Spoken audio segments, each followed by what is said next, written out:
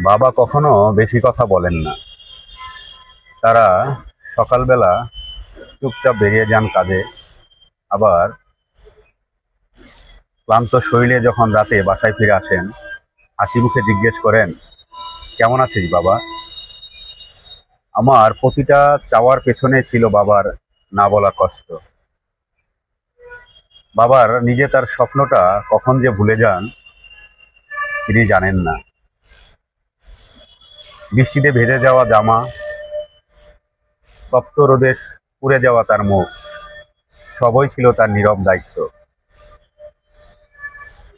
কারণ তিনি জানতেন তার এই কষ্ট একদিন আমার স্বপ্ন হয়ে বেড়ে উঠবে। আজ আমি যখন পেছন ফিরে তাকাই, আমি দেখি আমার প্রতিটা সাফল্যের পেছনে ছায়া হয়ে দাঁড়িয়ে আছে একজন মানুষ।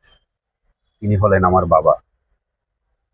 আসলে বাবা নিয়ে বলতে গেলে আমার বলা শেষ হবে না। পৃথিবীর প্রতিটা বাবার গল্প একই। আজ আমাদের যাদের বাবা এখনো বেঁচে আছেন, আমরা বাবাদের যত্ন নেই, বাবার প্রতি খেয়াল রাখি, বাবাকে ভালোবাসি। ভালো থাকবেন।